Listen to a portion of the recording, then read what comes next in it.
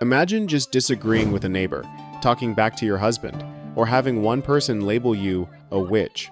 One rumor is all it takes to drag you to the town square. Justice wasn't just served, it was performed. This is where law dressed as morality and power dressed as religion. When society demanded silence, would they use a warning or would they use iron? To avoid chronological confusion, let's pin 3 key moments. The peak of the great European witch hunts falls squarely in the early modern period, the 16th and 17th centuries, not the entire Middle Ages, as fantasy suggests.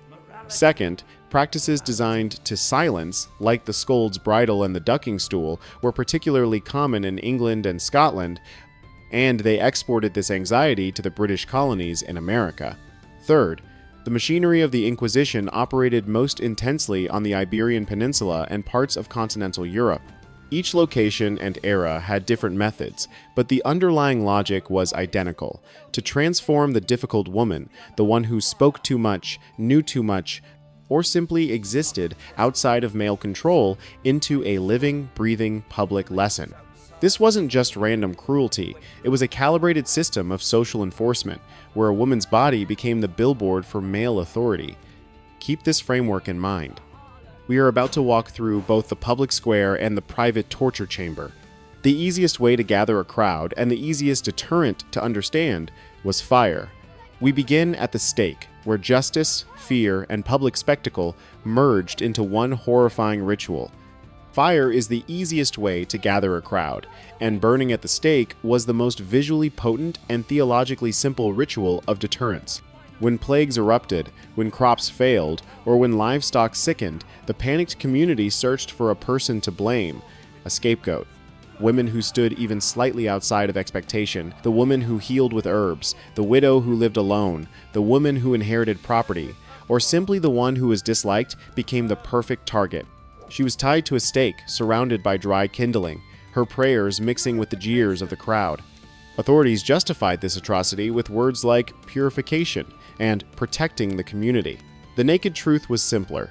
It was how power proved it had the right to define what was evil and what was holy. The death of Joan of Arc in 1431 is the archetype. A young woman who dared to say she had a divine calling, dared to wear armor, and dared to lead an army. The flames consumed her body, but not her memory. Her final plea to hold the cross high so I may see it was the last evidence of a voice that was burned, but not silenced. This raises a chilling cliffhanger. When the fire dies down, whose faith is truly being purified? That of the woman being executed, or that of the crowd standing and watching? But power didn't always need the spectacle of flames. Sometimes it just needed silence.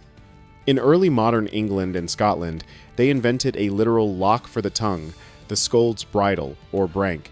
This was an iron cage that encased the entire head. A sharp, flat metal plate, often called a curb plate, was forced into the mouth, pressing down on the tongue. Some versions were fitted with a spike, ensuring that any attempt to speak would result in agonizing pain and severe injury. The woman forced to wear the bridle was then leashed and paraded through the town streets by a local official, ensuring everyone saw the lesson in motion.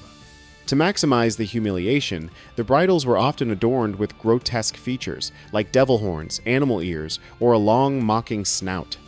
The very definition of a scold was so dangerously vague that any woman deemed too loud, quarrelsome, gossiping, or simply defiant to her husband or a town official could be branded. This was a technique of moralizing a social conflict. Instead of resolving a dispute, the authorities simply corrected the speaker. Imagine being forced down your own familiar street, unable to utter a single word in your defense. Does the crowd truly fall silent with you, or do their whispers just grow louder? This is the cliffhanger. When the mouth is locked, does the rumor die, or does the very act of locking it make the rumor swell? The ducking stool was the judgment by water, in its most violent and satirical form.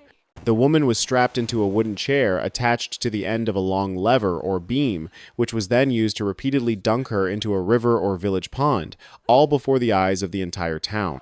The goal was relatively simple: to humiliate her into submission, or to physically exhaust her until she no longer had the strength to resist or argue.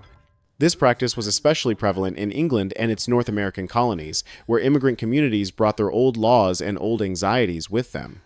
The water acted as both tester and commentator. This punishment mirrored ancient superstitious trial by water rituals, where floating signified guilt being rejected by the pure water, and sinking signified innocence. This created a grim and farcical paradox. The innocent person often drowned. The crowd would gather to jeer and mock, but with every plunge, the body sank deeper into terror and hypothermia. You are standing on the shore. Whose hand is on that lever? In the end, is justice floating or sinking with every splash? These public spectacles were designed for humiliation. But other devices, many now famous in museums, were designed for pure, private, imaginative pain. Some instruments sound like nightmares from a museum: the breast ripper, the iron spider, the pair of anguish, the iron chair. These evoke as much imagination as they do historical memory. We must be responsible and state this clearly. The widespread use and even the historical origin of some of these devices are heavily debated by historians. Many items seen in museums are post-medieval recreations or exaggerations based on folklore. But regardless of how common they were, their very concept exposes a critical truth. The violence wasn't just general, it gendered its targets. The breast ripper, an instrument with iron claws, sometimes heated, was designed to mutilate, often aimed at women accused of adultery, heresy, or witchcraft. Like the iron spider, these names reveal that society wanted to punish not just the act, but the symbol of femininity itself. This wasn't punishing a criminal, it was punishing a type of body. When the law borrows the tools of torture to teach morality, in whose hands does morality truly lie? This gendering of pain continues with other devices. The Spanish donkey, or wooden horse, evokes a visceral cringe.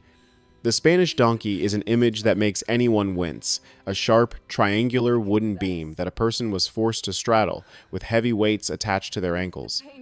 The entire body's weight was driven down onto the most vulnerable tissues. Some records link it to the Inquisition and other regimes of suppression. Others doubt its widespread use. Regardless, the message is clear: to make pain take a specific shape, to show everyone that the transgressor will pay with the very body that society wishes to control. The pair of anguish is another device often recounted with a shudder, a metal, pear-shaped object that could be expanded by turning a screw. It was designed to be inserted into the mouth for heretics or blasphemers or other private orifices for women accused of sexual crimes, and then cranked open from the inside. The philosophy behind it, regardless of its actual frequency, exposes a violence that wants not just to hurt, but to humiliate and invade, to pull a confession from the deepest, most private part of a person. If you feel uncomfortable hearing this, that feeling is the moral lesson of history. When authority gives itself permission to go this far, privacy is no longer a right, it is just an empty space that hasn't yet been occupied. This invasion was the prelude to the final act of breaking the will. The iron chair, or chair of torture, was covered in sharp spikes on the seat, back, and armrests. Some versions could be heated. We don't need to linger on the description. The purpose is more important. It was not to kill immediately, but to exhaust the body and break the will, paving the way for a standardized confession. Many European Inquisition records speak of torture as part of the legal procedure, a tool to find the truth. In reality, torture creates the truth the interrogator wants to hear. When a person is subjected to unbearable, escalating pain, they will eventually say whatever they believe will make the pain stop. When truth is purchased with agony, it is no longer truth. It is a product. This forces a question. A confession extracted by iron spikes, should it be filed under evidence or under the psychology of fear? Let's step back from the individual devices and look at the structure. Why were women targeted so much more often than men for these specific social crimes? Why were women so disproportionately targeted? Because in a patriarchal society, power demands compliance not just with laws, but with roles. A man who curses in the street might be fined for being disorderly. A woman who speaks too loudly is punished for not knowing her place. A man who lives alone is a bachelor. A woman who lives alone is suspicious, a potential witch. The entire livelihood of the village depended on outward social harmony, and women were assigned the unpaid, invisible job of keeping the peace. When that peace broke due to domestic violence, property disputes, or religious anxiety, the system didn't blame the mechanism, it blamed the mouth. We are looking at an old social operating system, a fault in the software, blamed on the hardware. We must also acknowledge the gray areas. Not every community was this brutal, and not every judge was bloodthirsty, but the system itself was designed to reward silence. We must acknowledge the gray areas. Not every community was monstrous, and not every judge was bloodthirsty. History has moments of humanity, a lightened sentence, a priest who spoke up. But if we only tell those stories, we miss the overall tune.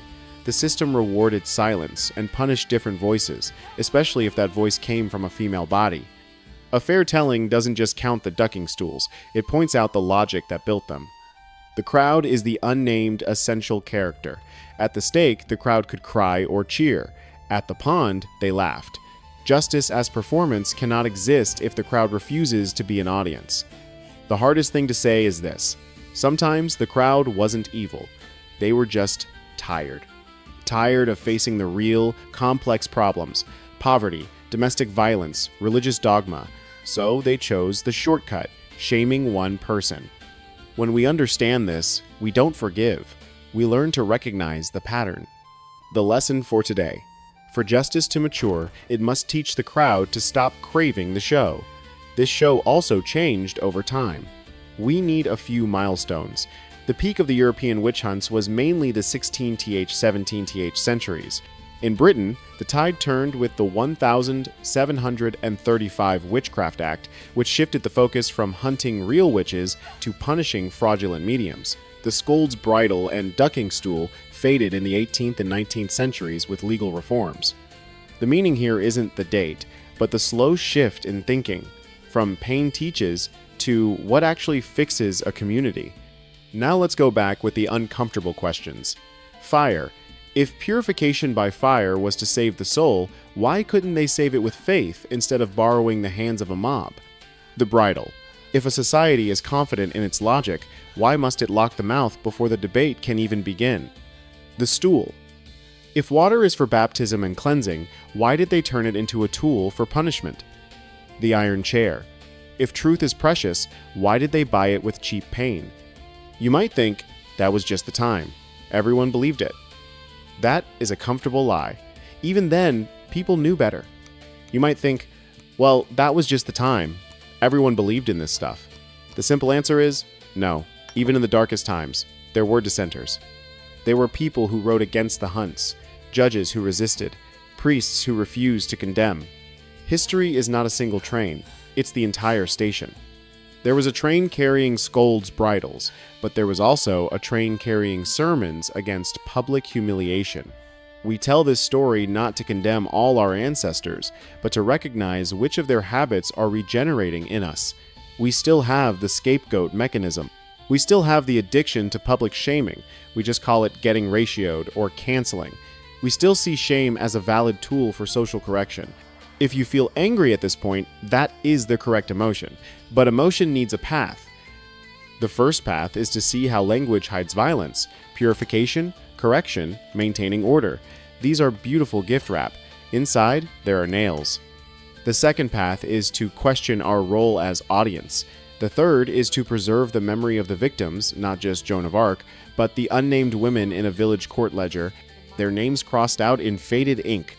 Before we conclude, we must address the museum devices one last time. Even if some are myths, the truth they represent is real. Let's be clear before the end. Some of those museum devices are controversial. We've put up a warning sign so as not to be led by legend. But whether a specific device was used once or 1,000 times, the overall picture remains clear. The system found ways to turn women into deterrent examples. When justice wants to be easy, it picks the weakest, loudest, or most easily criticized target. This is why many women were caught in the tension of two prejudices. To be silent is to be weak, but to speak up is to be defiant. A decent society doesn't force anyone to choose between those two labels. We've gone from the fire in the square to the iron in the cell to the cold mud of the pond. What remains isn't fear. It's the ability to recognize fear when it masquerades as morality. The next time you see a shaming on social media or hear someone say they need to be humiliated to learn their lesson, ask yourself, is this any different from the scold's bridle, just digital? Is it any different from the ducking stool in an algorithmic pond? Is it different from a crowd standing by, thinking they are innocent? You've stayed to the end, which means you are serious about the question of justice. Please comment below with one detail that haunted you the most and one question you want me to dig into next. For example, why did the witch hunts explode in the 16th, 17th centuries? How was scold legally defined? Which museum devices are real and which are myths? If you found this video useful for reading history correctly, slowly, soberly, please like, subscribe, and hit the bell. Share this with a friend who argues about social order. Maybe your conversation is the very thing that unlocks the iron bridles the past left behind.